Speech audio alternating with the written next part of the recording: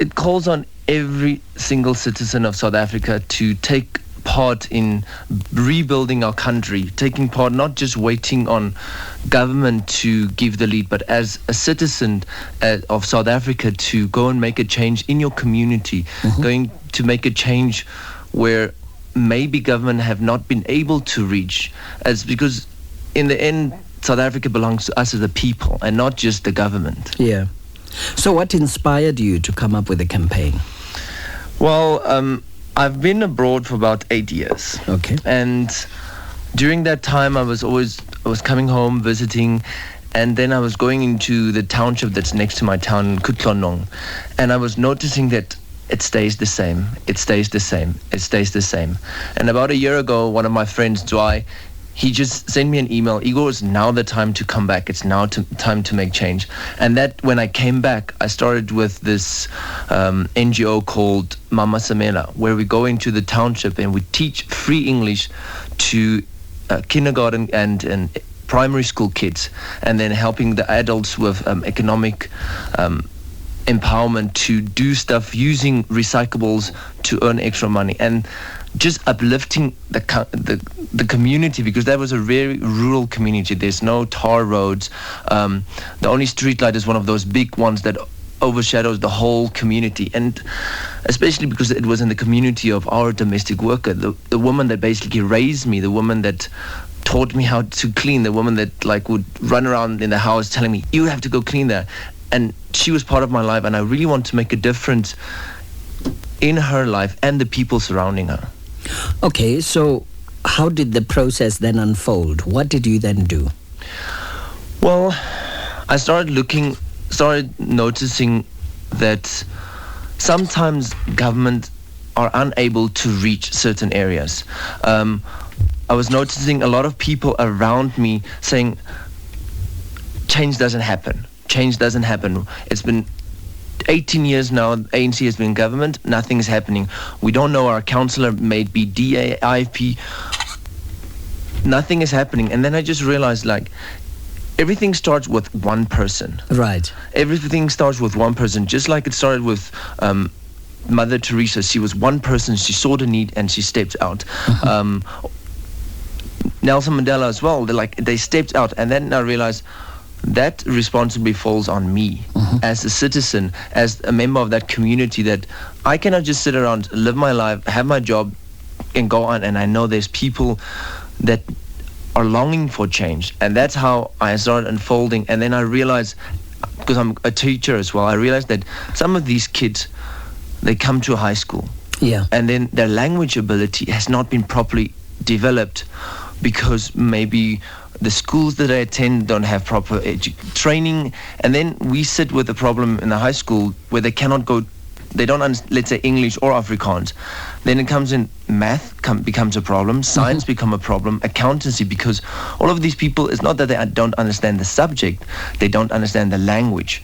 And that's where I saw with my experience that I gained while I was in Asia with teaching English, that is the thing. We need to equip these people to be able to speak better, and then they can also speak up for themselves, because a lot of people lack the language ability to speak up for themselves, and it starts with basic education, basic language skills, and that's how this all started. Okay, what we're going to do is take a break, but when we come back, I want to talk to you about how people approach things. Often people will say things like, the government, we need funding, we need support, and that kind of, and those kinds of things. So just when we come back, we'll address ourselves to those issues. This is Morning Talk on SAfm, inviting you to be part of this conversation. The Power of One, Be the Change campaign.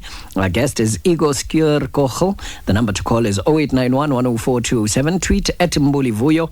Text 34701. What would your small to medium business buy with 150,000 Rand? A Wi-Fi router. A scanner copier. Lattes brew. You have until 15 February to sign up for a Telkom calling plan or internet package to stand a chance to win one of 5 150,000 Rand business and ICT makeovers for your business. Don't delay. Sign up today.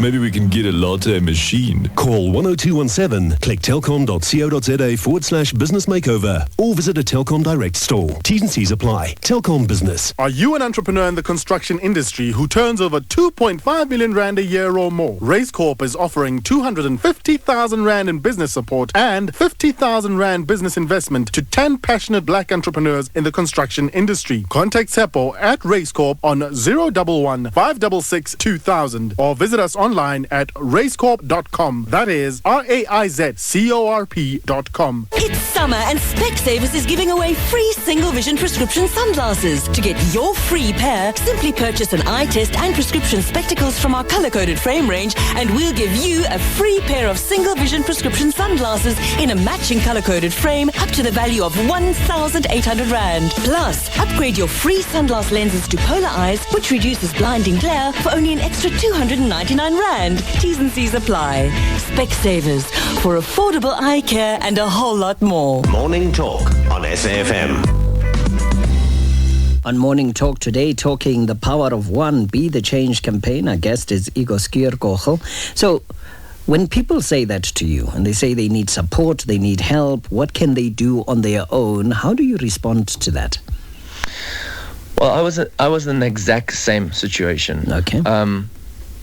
I don't earn a big salary, and now I was like, how can I make a difference?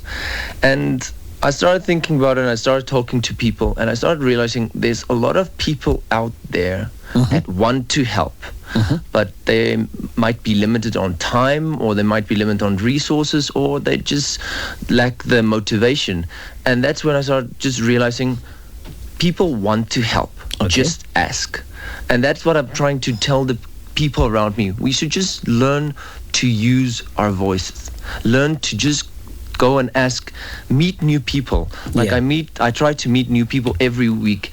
And I was speaking to a guy this morning. He was talking about safety in the townships, and I said, like, I have the contacts because it's people that I know. Like, and that's what I try to encourage people to speak up, because there are people that want to help.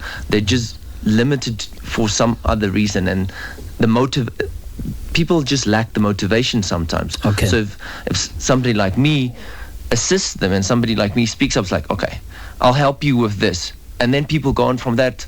That's how the whole power of one starts, because one person believes in that person, one person pushes that person, and then change happens. Okay. 0891 104 207. Let's take some calls. Our guest is Igor Scheurkogel. Let's hear from Mutala in Durban. Good morning, Mutala. Good morning, sir.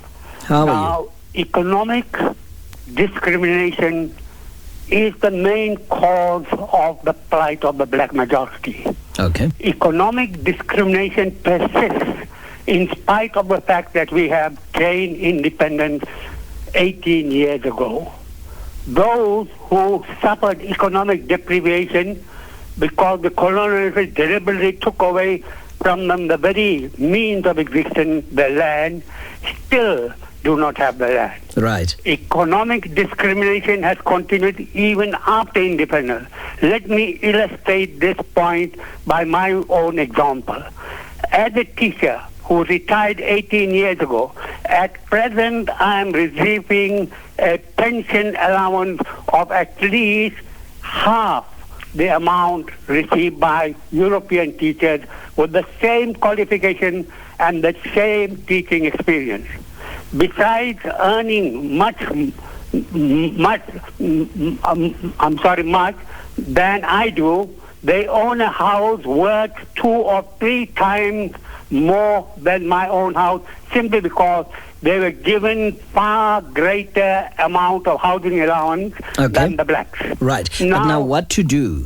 Now I am illustrating this not because I am desperate, but I'm concerned about my poor black brethren who are desperate in financial assistance and suffer as a consequence of the policy of the South African government in that 18 years period should have seen to all this and equalize the position so that people benefit. They haven't done that. Okay, so Mr. Mutala, I understand and appreciate the facts that you're putting on the table, but in the context of the Power of One, Be the Change campaign, what would you say people must do to address this? The Power of One can do nothing if the government policies remain as it is. As it is. Okay. Yes. All right. Igor?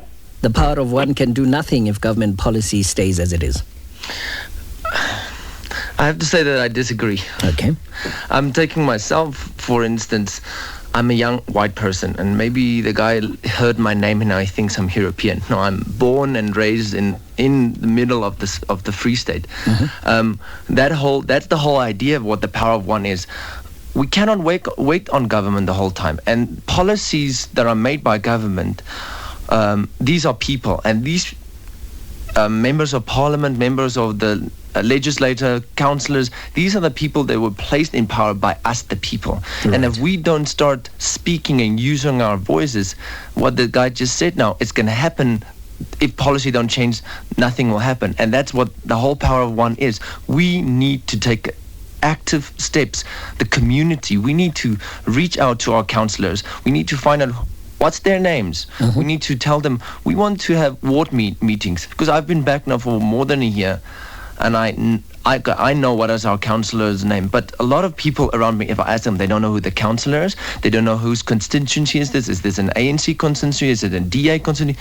People don't know these things, and that's what the power of one is. We need to reach out to them and say, come back, listen to what we are saying, so that when they go and sit in parliament, they can make policies that touch the people on ground level. So you're saying get involved? Yes, that is exactly what it is. Get involved, speak out, and have these people be accountable for their actions. Have them be accountable for the people that they represent. And that's me, you, and everybody in the community. 0891 104 207, that's the number where you can reach us. Let's hear from Mzwandile in Joburg. Hello, Mzwandile. Bravo, how are you? Ndiphelile Nkosi, how are you? I'm okay. Bravo, I think more than anything, that's a good initiative that has come with this gentleman. I don't know whether he's young or he's old. But I think more than anything, in order for it to be able to move forward, we need to align it with the rehabilitation of the society. Because it's almost like what he's saying, you go into a township, you try to uplift them, but if the mentality is still down there, is still oppressed, is still not freed, nothing will happen. As we have been complaining, you look at the schools that are being renovated and stuff like that. Come 3 months down the line, the school has been vandalized. Who has vandalized the school, and what's the reason behind that person vandalizing the school? As the gentleman said, we need to own. Most people don't own the country. They still believe that that is government's property. Okay, let me just ask you, Mzwandile, how does this ownership come about? The ownership, Bravo, comes with education. Okay. Because if you're not educating people to tell them that that is yours, you need to own it, you need to protect it. Nobody will tell them. Who must the mentality is that the government and them, they are separate, and then they are the government. Yeah, who must do the education? The education must be from the society, but if the society itself is still not rehabilitated, it will never be able to educate itself. So that means we need to have people like the gentleman over there, the people who think alike, to come together and say, let's go to the government, let's go to the business sector and say, guys, can you find this initiative so that we need to be able to help our people to be free mentally, because being free physically is different than being free mentally. I'll make an example. You know, there is always this thing of saying they always chain the elephant when it's still young from the lock. It will try to move away. Once it grows up, the mentality in itself still says that I can't move away from that lock, and yet by that time it can move away from the lock. Okay, Igor, do you agree? I wouldn't agree more with this guy. It's exactly, we need to rehabilitate the community. And I'll take, for example, the project that I have, Mama Samela, Education for the Nation. My volunteers is my students, my register class. Now, they're all black kids. And I've seen the change in their lives, because when I told them about this, and they're like, oh, okay, we'll see.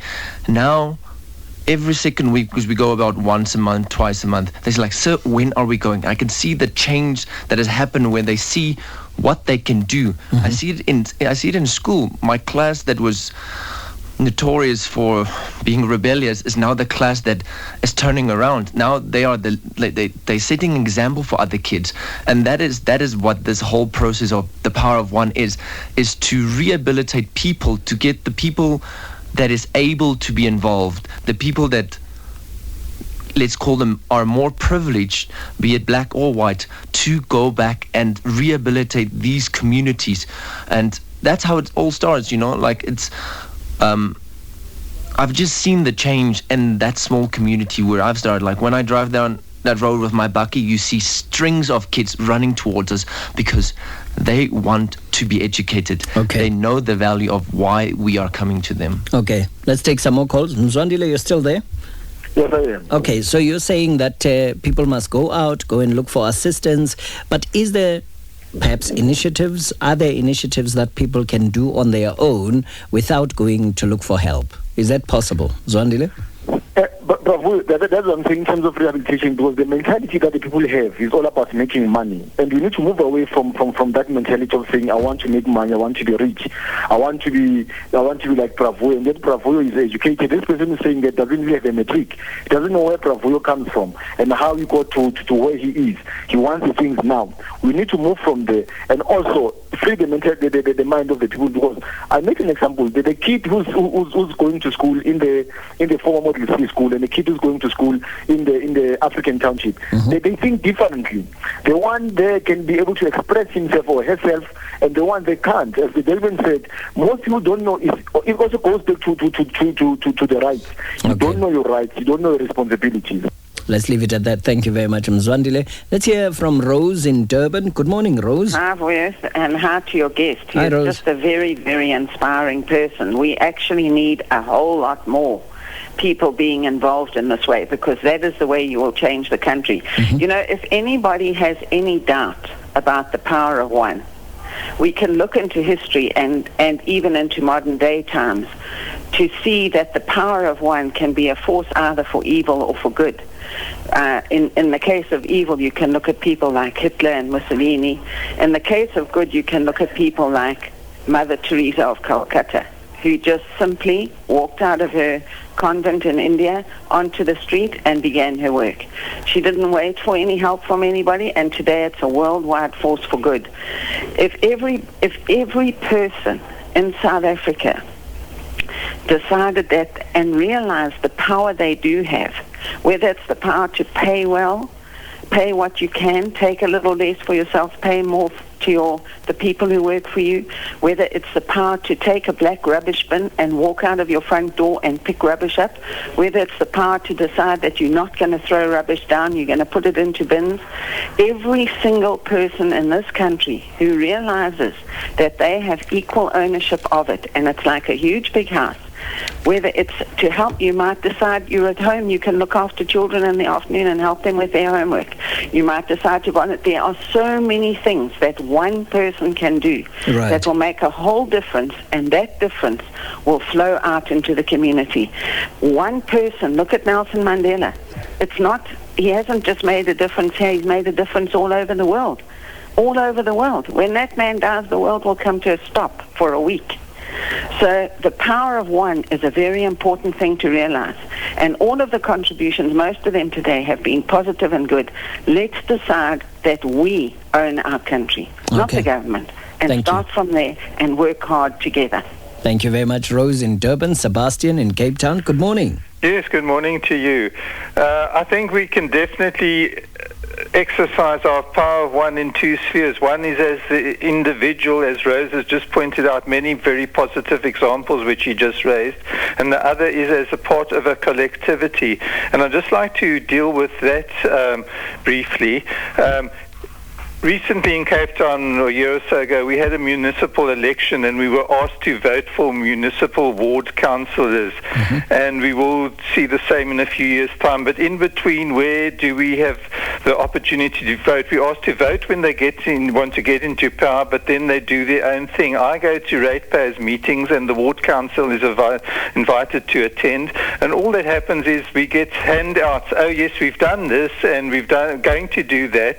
But no participation from the ratepayers of the ward invited, and when someone objects to something or raises something, they get a little runaround from the ward councillor on an individual basis, and that's it. What I'm suggesting is that we should insist on what happens in our particular wards, our local areas, is actually put to votes in ratepayers meetings, that democracy actually happens within the 4-year periods, not just when we put these people into power, but every time there's a ratepayers meeting, and we should insist that these happen, or the ward councillors come before a meeting of the public. It's not just an information handout or explanation or a fobbing off of complaints. That's actually the populace put their vote forward, say we disagree or we agree or we want this, and people present in that meeting actually put up their hands and indicate a majority viewpoint. So at least you've got some democratic expression with which one can hold these people to account and say, oh, this is the will of the populace, please do what we want. Otherwise, where is this democracy? Okay, thank you. Sebastian. Igor, you agree? No, that is the next step. Yes, we can go to the councillors and we can go to the councillors and say, like, we need better accountability. But we have bigger problems.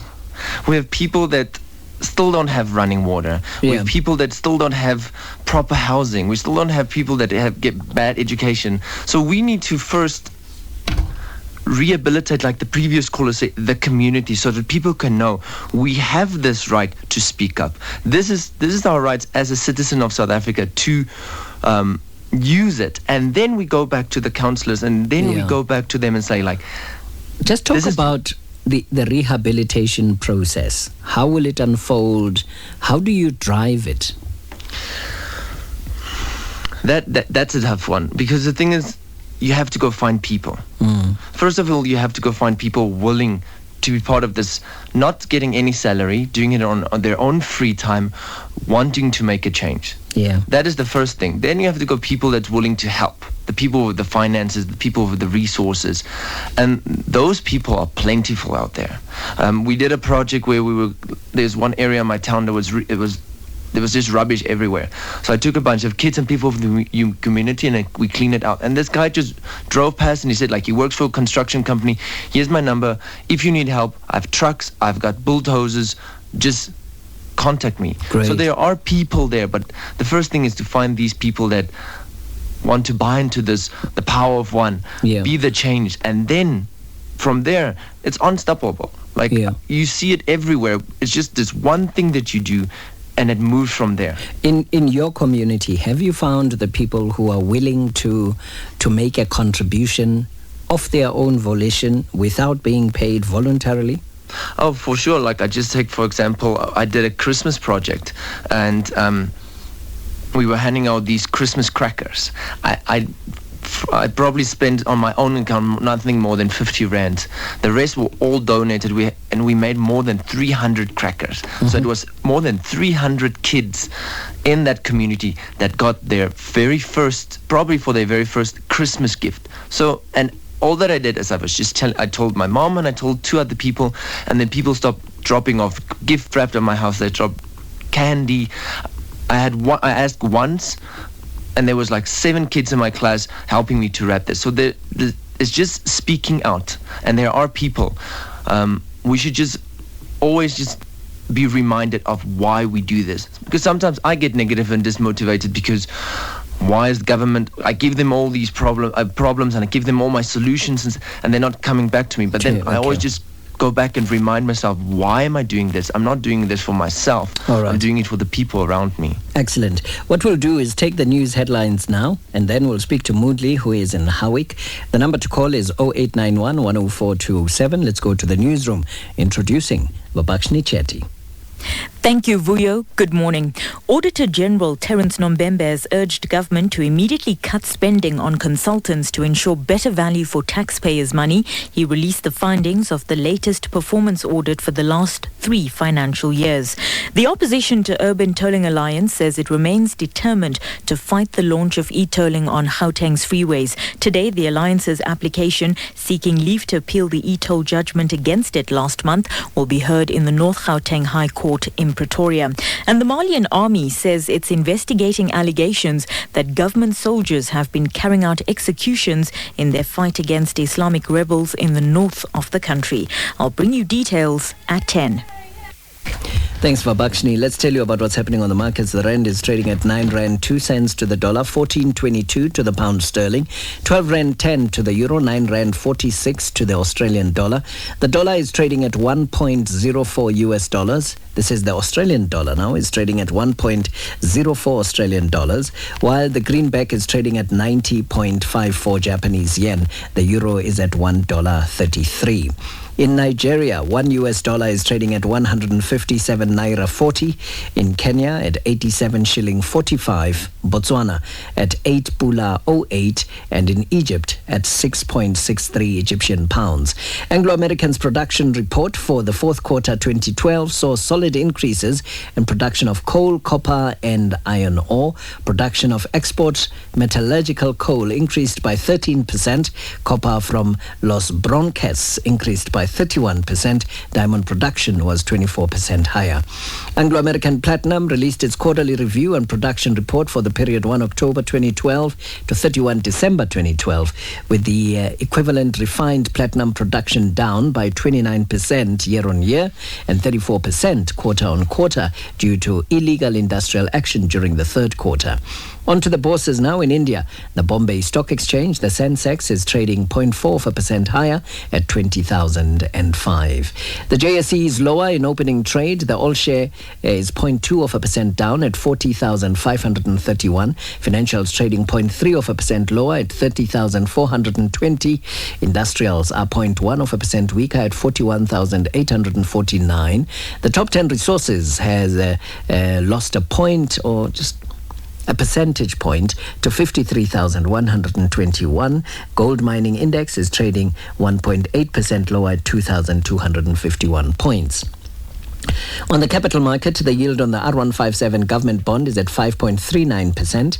European index futures are pointing to a lower open this morning. Looking at the commodities now, platinum is trading at $1,686.54. Gold bullion, $1,671.49. Brent crude trading at $114.44 a barrel. If you haven't already heard, yesterday the Reserve Bank Governor, John Marcus, announced that interest rates will remain unchanged for now. There's another monetary policy committee meeting coming up, I think in about 2 months' time or so, and that's where the interest rate climate will be evaluated against the backdrop of all these numbers that we're talking about: production in the mining sector, economic growth, CPI, PPI, and so on. So if you don't already know that, let's confirm it for you. Interest rates are being held at the same level. 26 minutes before 10 o'clock, let's go to Howick and speak to Mbuli. Mr. Mbuli, good morning. Vuyo. Yes, sir. Mbuli, good morning to you. Welcome to Morning Talk.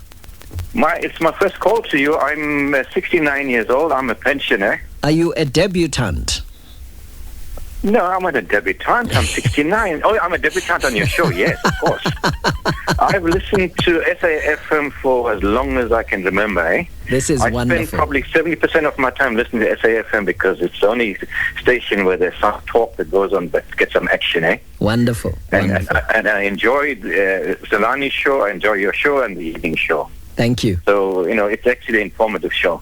And the Power, I just contributed to Power One, what I'd like to say, ask what you can do for your country, not what your country can do for you. Okay. I think there are too many callers that complain too much about what government can't do for them rather than helping themselves.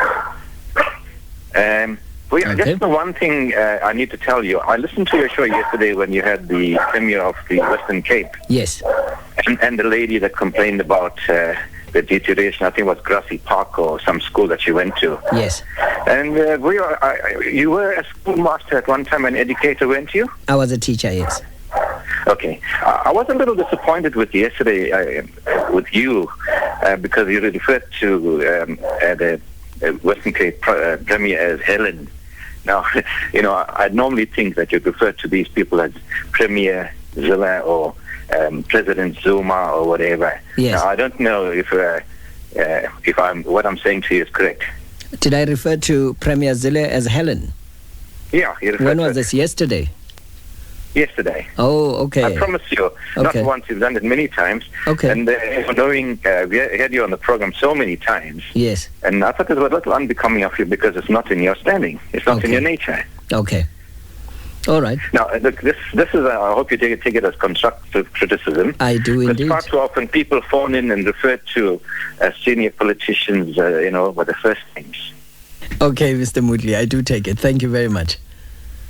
And you enjoy your day. Thank you. You too. Mr. Mbuli calling from Howick in KZN. So, do you get a sense, though, Igor, just trying to see where, in your view, is a reasonable balance?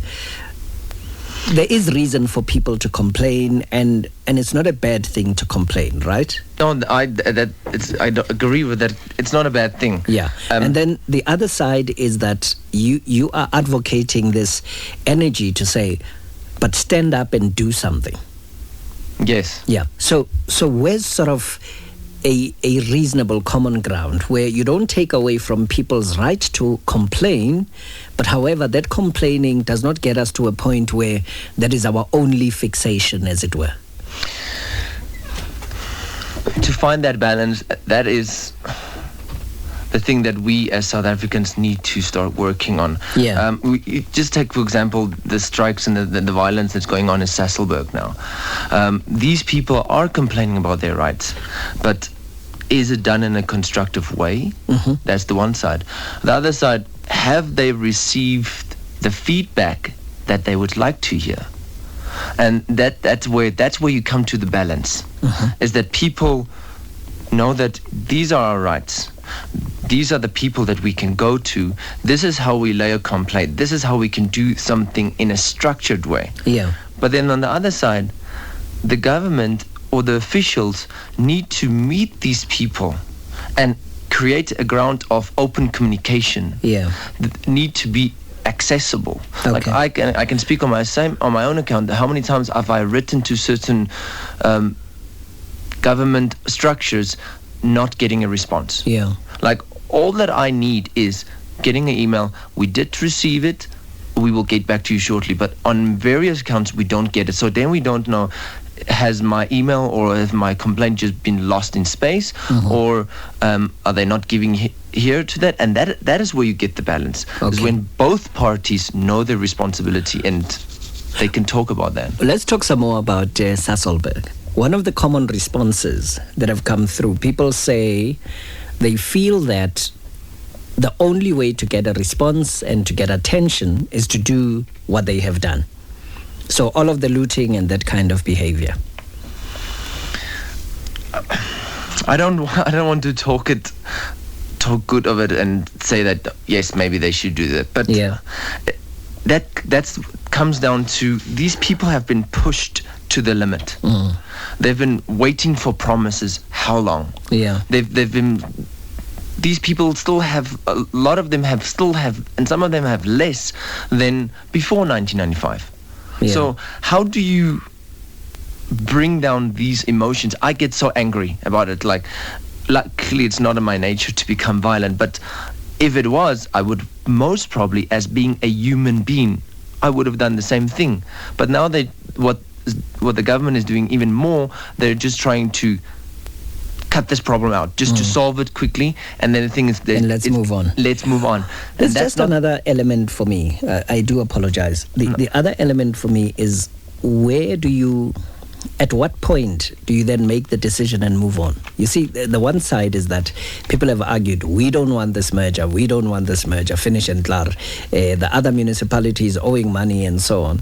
But perhaps there may have been a study that is done to say, this will benefit both sides in the long term. It's useful, it's valuable, but people have objected. And that, at what point is it acceptable to say, you know what, we're going to bring in the police, we're going to maintain law and order, this thing must go ahead, or whatever decision that is made? At what point is it fair to move on with stuff like that?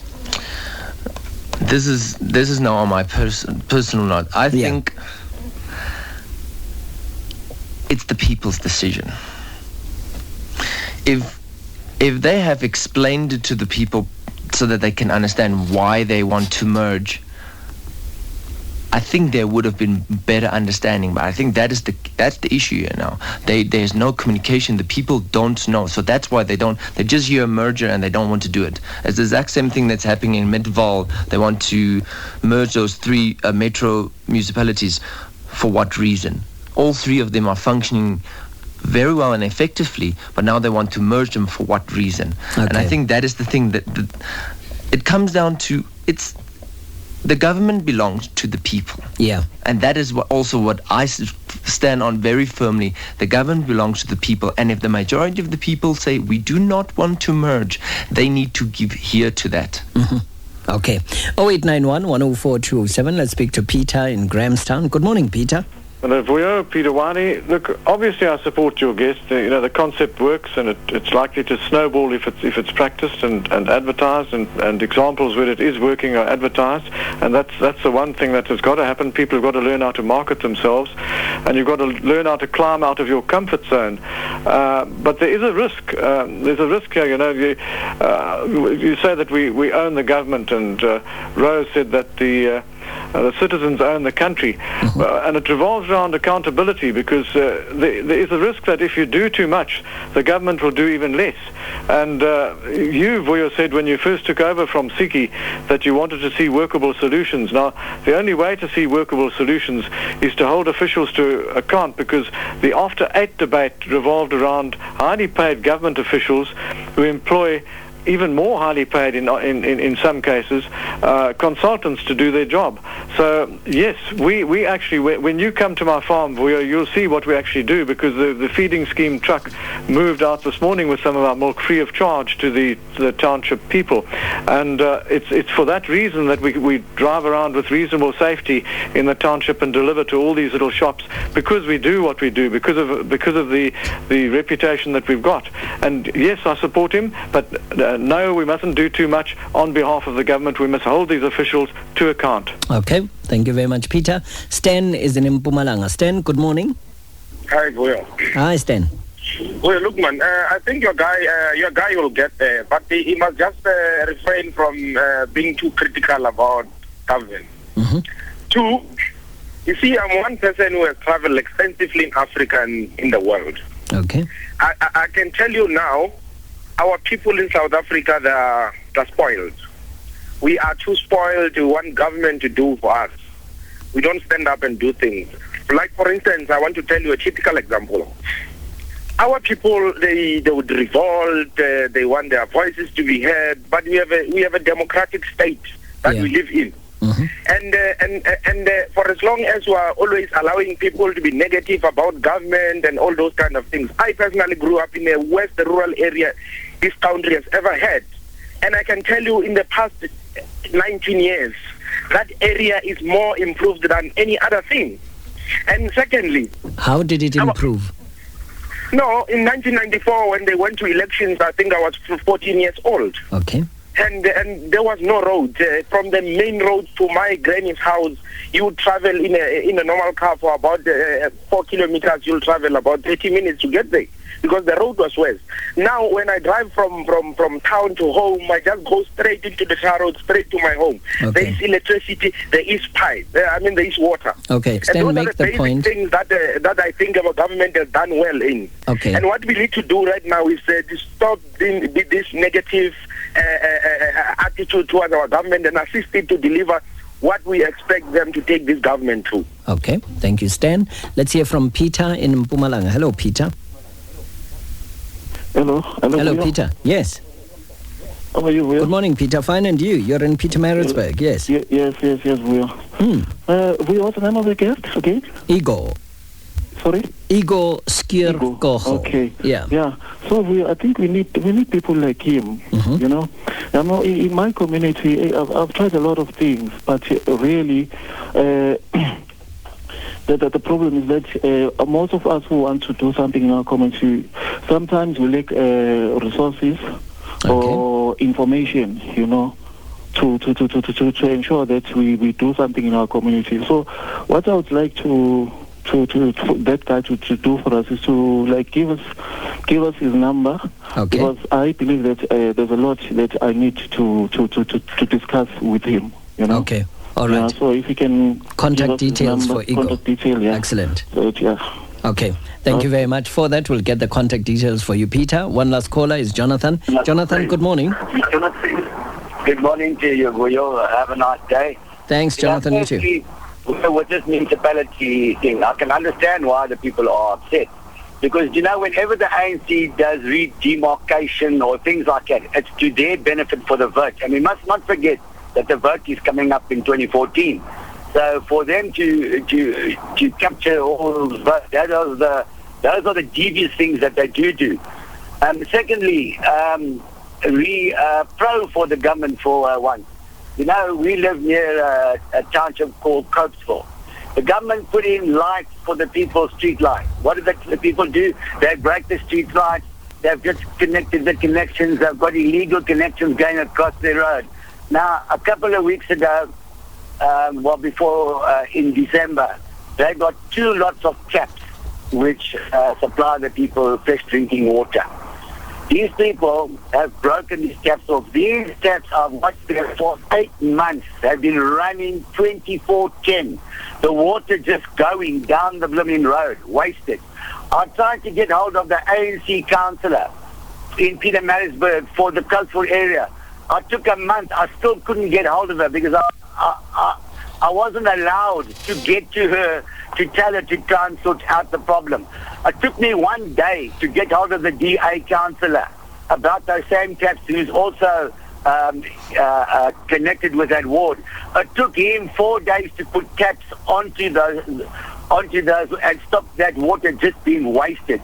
Now, this is where I can appreciate a point from the government. These people there, because they are getting it for free, it doesn't matter. So I don't believe that this government has done a very wise thing by the for free story just to get the vote. Because what is happening, the people in the surrounding area are paying for that for free water, which is actually running down the road with thousands of liters. Well, if you can just imagine 4 taps running 24/10 for 6 months, just try and calculate that amount of water. Thank you very much for the insight and that example. Igor, just your response. Perhaps you want to start at the very end here.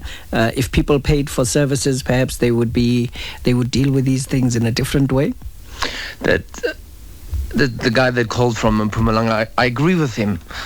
That is also part of the power of one, that we should not just criticize government because they have done great things. And we need to be reminded of that.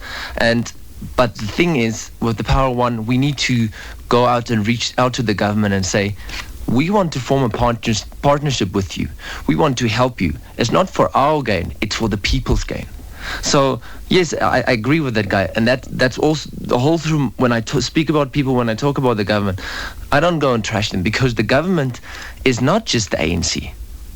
The government is DA, IFP, ACDSP. It's all these other parties, because they are also voted in. So we should stop thinking as government as just the ANC, and I think that is a whole other education and a whole other topic that that can be discussed. But people need to be educated that the government is not just the ANC. Okay.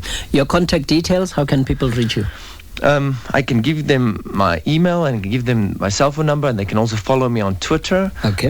My cell phone number is 076 98 50 333. 333. Yes, and then email is just igortel2000@gmail.com. igortel2000 at gmail. 2000 is the numbers 2000. Yes, at gmail.com. And then okay, Peter Wiley's view that if people do too much, they might actually do in such a way that they take over government's responsibilities and reduce what government has to do? I would always say that's the ideal, because then government can go focus on certain areas. And you take, let me take for example Asia, where I lived for 8 years. You look at Japan. They have their social support to people there is very little, because the private sector takes care of the people. They have no social grants because the people are not relying on government.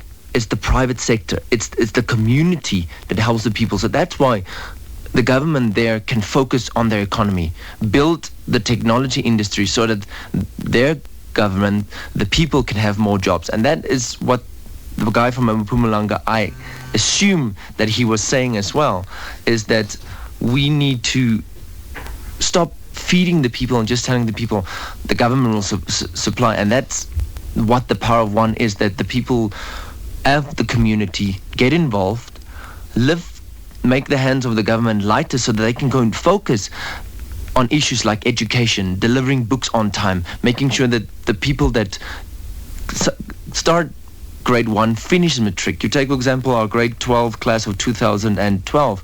When they went into grade 1, they were 1.2 million. Last year, only 500,000 of those wrote matric, and only 350 so passed matric. That is not even 40%. Then if you go look at what is the pass rate per subject in our country, it's between 30 and 40%. So there's a direct comparison.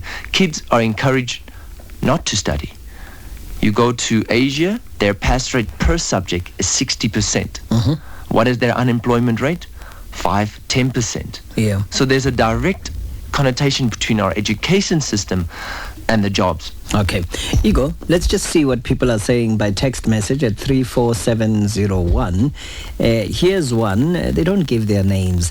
You know what? Even if you want to be critical, we accept criticism, but just write your name. If you are privileged, black or white, it's easy to say don't wait for the government, education, health, government functions. At least make access to white schools.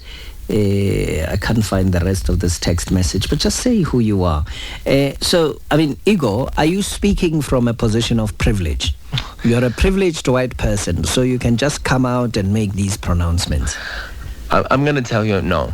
My studies that I have, up to now, I've paid out of my own pocket. Okay. I will be finishing my 3rd degree this year, and everything I've paid out of my own pocket. Yes, I got into, when I was born, I got into a family that both my mom and my dad had jobs. That is the privilege that I had family that could feed me. But other than that, what I have today is by myself. I left the country so that I can get a better education, have more experience. Now I came back to South Africa and I can share that.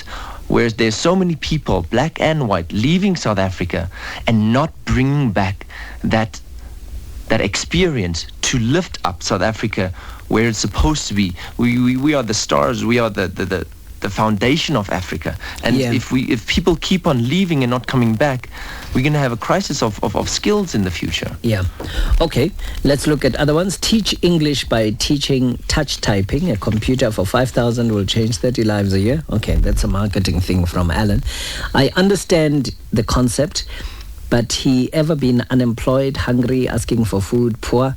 Just put yourself to majority of people who live in that lives daily. That is the view of Brian Kumalo. Just make a note of it, please, Igor, so that you can answer to that and a few others.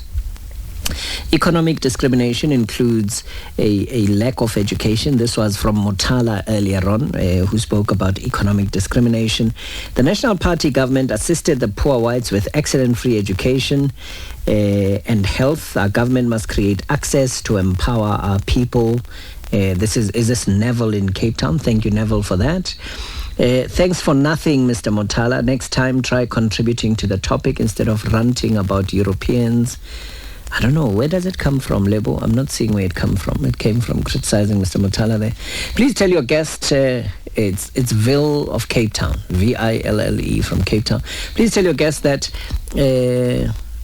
sorry, I'm just trying to find it now. I'm going to get glasses soon. I think that's what I must do. But Igor, just coming back to the point that I was making, and I said to you, please just make a note of it. I mean, the SMS suggests that it's easier to talk when you haven't been hungry and stuff like that. Yes, I have been unemployed. I graduated from university. I had a degree in marketing. I had my master's degrees in politics, and I had no job. That's why I left South Africa. Okay. Because I could not get a job.